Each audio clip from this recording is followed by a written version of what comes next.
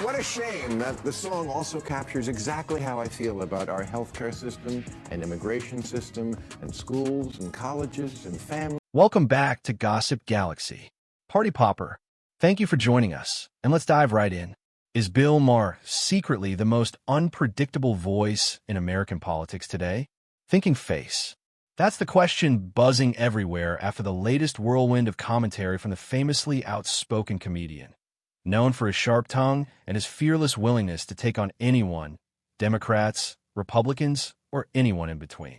Once again, Maher has stirred the pot, leaving everyone wondering, what side is he even on? But maybe that's the point. He's not on anyone's side. He's on the side of, as one fan aptly put it, common sense.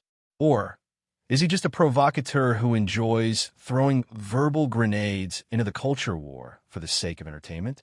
Let's break it down. Maher's recent statements aren't just controversial, they're downright explosive. Collision. First off, Maher shocked just about everyone by saying something that would have been unthinkable just a few years ago. He agreed with Donald Trump. Flush face. Yes, you heard that right. You know, that's what I mean about he's not going to get my money.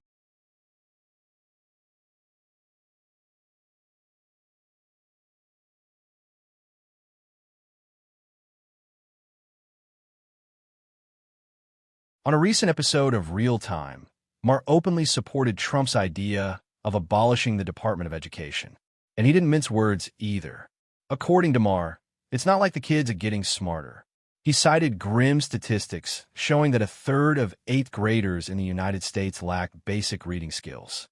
Chart decreasing then, he pointed to absurd rules, like those in Bay City, Michigan, that make it nearly impossible to fire teachers, even if they're clearly unfit for the job. And Maher wasn't alone in his critique. Conservative Republican Representative Byron Donalds joined him on the show to echo the sentiment, arguing that education funding should go directly to parents and local communities, instead of being funneled through what they see as a bloated federal bureaucracy. Now, let's pause for a second. This is Bill Maher we're talking about. Astonished Vote face. to spend money we don't have. Spend it. And then vote whether to pay the bill. The guy who spent years roasting Trump and Republicans, and yet, here he is, agreeing with Trump's plan to dismantle a federal agency. Exploding head. For some, this might seem like Maher is switching sides, but maybe it's more nuanced than Can that. anyone really say our government is not broken, given that every few months it's on the verge of a shutdown? Here's what our system has devolved in. Of Education is rooted in his broader disdain for inefficiency and waste, something he's been vocal about for years. He's not necessarily embracing Trumpism. He's just calling out what he sees as a broken system. Still, the fact that he's willing to publicly align with Trump on anything is enough to send shockwaves through his audience. Astonished face. And of course, Maher didn't stop there. He's a kooky guy who says a lot of kooky things, and I'm just not going to pre-hate anything. I'm just going to hope for the best, and then... In another fiery episode, Maher took aim at Democrats for what he sees as their role in making Trump, well, cool. Yes, cool. Maher declared, here's how bad the Democrats messed up. Trump is cool now. He pointed to celebrities like rappers and athletes who've embraced Trump, even joking that the Village People are homosexual for Trump now. It's a bizarre image, sure, but Maher's point is clear. By focusing on issues that feel out of touch to many Americans, Democrats have inadvertently made Trump look like the more relatable, down-to-earth option. Maher's panelists, including ESPN's Stephen A. Smith, agreed. We have the most expensive healthcare system in the world, spending far more per person than any other country, with far worse results. Arguing that the left's obsession with niche issues, like what Maher describes as an overemphasis on transgender rights, has alienated the broader electorate, Smith summed it up bluntly. The man was impeached twice. He was convicted on 34 felony counts. And the American people still said he's closer to normal than what we see on the left. And this isn't just about policy or political strategy. It's about the cultural divide in America. Maher has long been critical of what he calls extreme wokeism, and he sees it as a major reason why Democrats are losing ground. He's not afraid to call out what he views as ridiculous overreactions, like the trend of liberal women wearing blue bracelets to signal their political affiliation or even pledging to avoid men who voted for Trump. To Maher, these gestures aren't just ineffective, they're counterproductive. Syndrome, and I would just like to say to my Republican friends, it's not deranged to fear this. No. It's not deranged to find this alone. Really? That's your big plan? He quipped. It's so egotistical, as if the ultimate punishment is not letting people talk to you. Asterisk. But while Maher mocked these symbolic acts, he also turned the focus inward, questioning whether the broader liberal movement has lost sight of what really matters. They didn't listen to you, but you were proven correct. Yeah, and At some point, the left became obsessed with virtue signaling instead of results, Maher said in a recent interview. He argued that slogans and hashtags, no matter how well-meaning, don't solve real-world problems like income inequality or healthcare costs. Instead, they create a bubble where activists and voters feel like they've made a difference. Without Whenever they talk about free, it just means you're free for the people we like. Right. Free for me. Right. Free for me. This critique ties into Maher's broader frustration with the political landscape. He's repeatedly called out both parties for prioritizing theatrics over substance. But he believes the left is particularly guilty of this when it comes to cultural issues.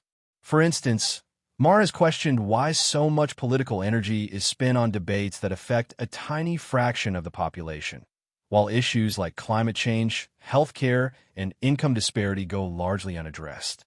There's this fixation on being morally right, which is fine. But being effective, that's what actually changes lives, he said.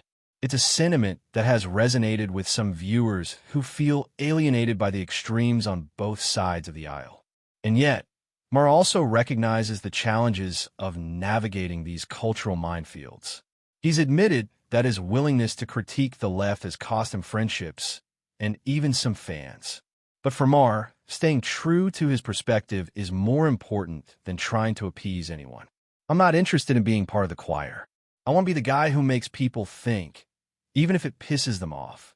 This approach has earned him both admiration and backlash. But it's also what keeps him relevant in an era where many public figures are afraid to step outside their ideological bubbles. But don't get it twisted. Maher is not exactly waving the Republican flag either. He's been equally brutal in his critiques of Trump and his supporters, particularly when it comes to issues like election denial. The most dangerous thing that a politician can do is not respect elections, Maher warned. He's also taken aim at the broader dysfunction in American government, lamenting how everything seems broken, from gerrymandering to skyrocketing healthcare costs to the absurdity of government shutdowns. Maher sees a system that's failing on almost every level. And while he doesn't believe Trump is the answer, he's equally skeptical of the Democrats' ability to fix it.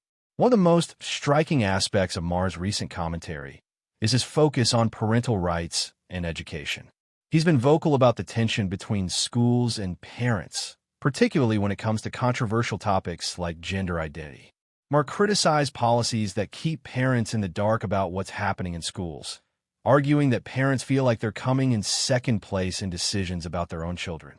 This, he believes, is part of why Trump has gained traction with suburban voters. Parents were a little fed up with coming in second, Maher said, adding that Democrats have underestimated just how much this issue resonates with voters. They didn't listen to you, but you were proven correct. And then there's Generation Z, the youngest voting bloc, which Maher believes is being misled. He pointed to surveys showing that many young people view the Founding Fathers as villains, a narrative he finds deeply troubling. America's founders, they were the Gen Z of their day, Maher said. When they were your age, they started a country. What have you done? It's a stinging critique, but it's classic Maher, challenging his audience to think critically and question the prevailing narratives they've been taught. Fan reactions to all of this have been just as fiery as Maher's remarks. Some are applauding his willingness to speak truth to power, regardless of political affiliation. One commenter summed it up perfectly. Asterisk, he's using something so many others have lost, common sense. Another fan took it a step further, framing the political divide as a battle between good and evil rather than left and right. But not everyone is on board. Maher's critiques of the left have earned him plenty of backlash, with some accusing him of pandering to conservatives for the sake of controversy. So, where does Maher really stand? Is he a liberal who's grown disillusioned with his own party? A centrist trying to carve out a space for reason in an increasingly polarized world? Or is he just a comedian who thrives on stirring the pot? Maybe it's all of the above. What's clear is that Maher isn't afraid to challenge anyone, even his own audience. And in a political landscape dominated by echo chambers, that makes Maher a rare and polarizing voice. As he gears up for another season of Real Time, he's already hinted that he plans to approach Trump's second term differently. He's not going to chase every rabbit down the hole like he did during Trump's first term, choosing instead to focus on the bigger picture. But whether he's critiquing woke culture, exposing government waste, or even agreeing with Trump on abolishing a federal agency, one thing is certain: Maher will continue to spark debate and provoke outrage. So what do you think? Is Maher leading a much-needed charge against political extremes? Or is he just stirring the pot for the sake of ratings? And more importantly, is anyone really listening to his message, or are people too busy picking sides? Let us know your take in the comments below. Because if there's one thing Maher's proven, it's that he's not afraid to ruffle feathers. And neither should we. And if you enjoyed this video, don't forget to hit that like button, leave a comment, and subscribe to the channel. More videos are coming soon. See you on the next one.